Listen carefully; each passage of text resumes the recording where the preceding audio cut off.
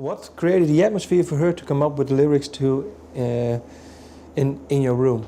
I think that song was we were hanging out one night and we had a few glasses of wine and we were just kind of we were just kind of happy that this was like the first moment that the four of us were together with nobody else around us. You know, on tour we have our crew with us all the time, and that's great because it's really a nice, like, you know, everyone really gets along. We're all like best friends. You know, for the longest time, our parents were touring with us, and this was like one of the first times where Lzzy and I were kind of on our own with our bandmates, with no parents, no crew, no anybody. So we were just kind of really getting really close. We were kind of like, you know, this is really cool that it's just that, you know, it's just the four of us basically, you know, me and my sister and my two brothers.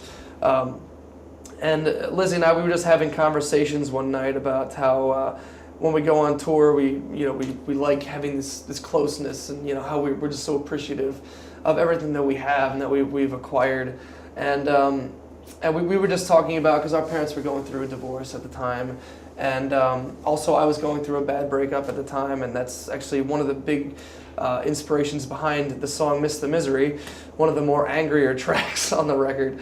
But In Your Room was mostly about, I think, my sister's relationship with my mom. The two of them have always been really close growing up, and I think after our mom retired from the road, she really missed having us around, and she didn't really like the idea of not being with us and not being on tour. But at the same time, we really liked the idea that we were kind of out of the bird's nest, that we were kind of just on our own and doing it for real without our parents involved. So I think that song was kind of written about, you know, just wanting to develop our relationship with our parents, not involving work, but just strictly on a family basis, you know, because we've been doing the band thing with them for so long. I think that we just wanted to get a chance to have our parents strictly as just our parents, you know. What does your mom think of the song then? Oh, she loves it. She cries every time she hears it, you know. And Here's to Us was also written at that time, and that song was written about just the ups and downs that we've had as a band. When we were making our first record, we got signed, and we went out on tour with a 5-song EP, and then we started. And then we took 2 years off to make the record. It wasn't originally supposed to be 2 years, but it turned into 2 years because our A&R guy got fired. Well, he got laid off because, you know, people at our label were getting laid off left and right just because the industry was shaking in their boots because no one was making money because the whole illegal downloading thing and everything. So a lot of bands that we knew were on the chopping block. A lot of bands got dropped from their labels, and we thought that we were going to be dropped from our label. So the song "Here's to Us" is about one of those experiences like that, where we thought that we were going to be dropped and we weren't ever going to see the light of day, and we weren't going to be able to make a record, and we weren't going to be able to go out and be signed and go out on tour.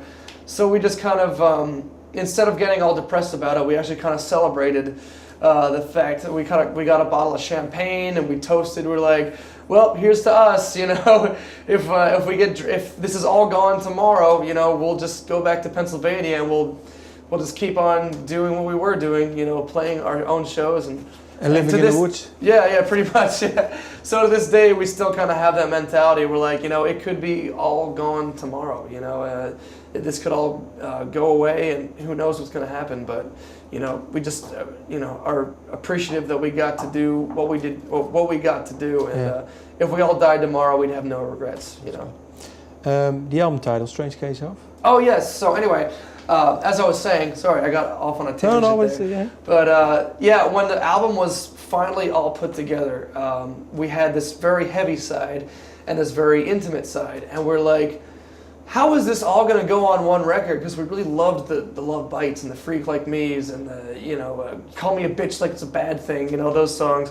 And then we really liked the songs like In Your Room and Here's to Us and Beautiful With You. And so we're like, well, how is this all going to make sense on one record? You know, people are going to be like, the metal fans are going to hate it because there's pop songs. The pop fans are going to hate it because there's metal songs.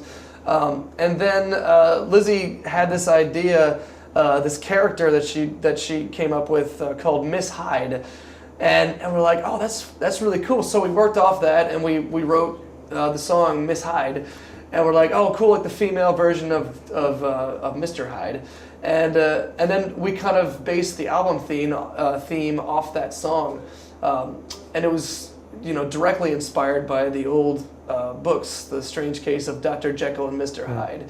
Only in this case, it was The Strange Case of Halestorm.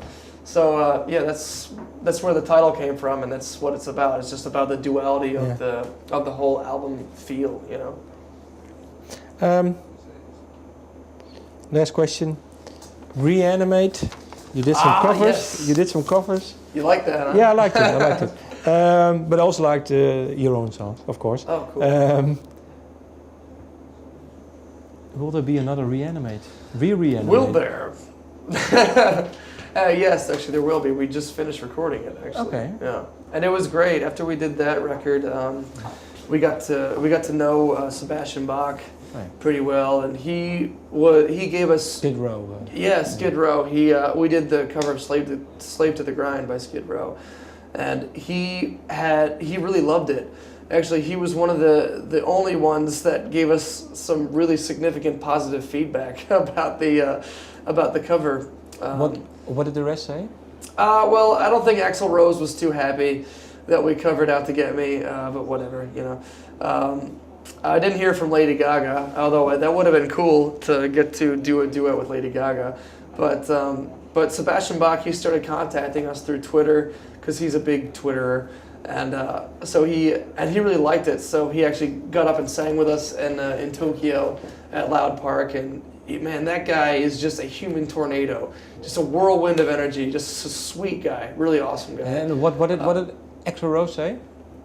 He actually threatened to sue because, but it wasn't our fault. It was our label messed up or something or.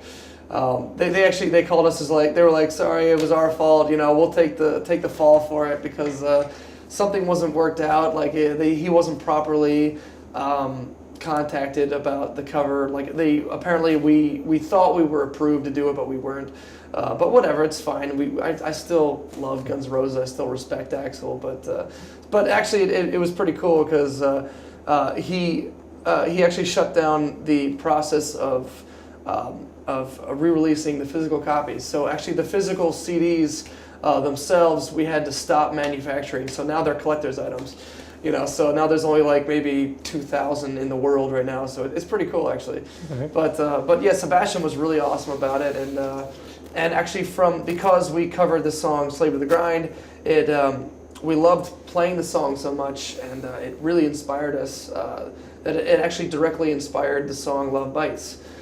So when we went into the studio, we're like, we need a song that's like Slave to the Grind, one that has like this energy, this kind of like driving force with these cool riffs and stuff, and this like punk beat, So after that, we were like, and then we wrote Love Bites, and we're like, oh, that'd be really cool, And the new the new one, yes. What songs will there be on? We actually started playing some of them. I can't say all of them, but we're gonna do Dissident Aggressor by Judas Priest. Gold Dust Woman by Fleetwood Mac. We started playing Straight Through the Heart by Ronnie James Dio, which is a real fun track.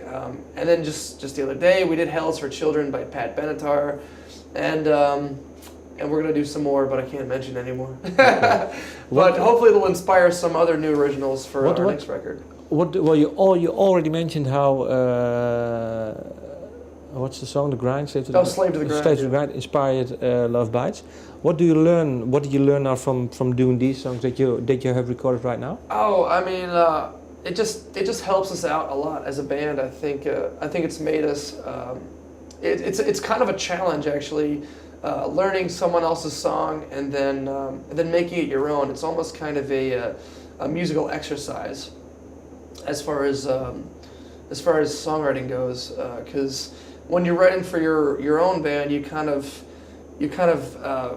develop your own rhythm and your own method of writing, and I think you kind of get trapped in one particular method. And I think learning other people's songs, it kind of challenges you to look at song structure in a different way. Yeah. And so when we went to write this record, we started thinking outside of our comfort zone and started thinking outside the box, you know, and that's what kept it fresh and interesting for us when it came to writing.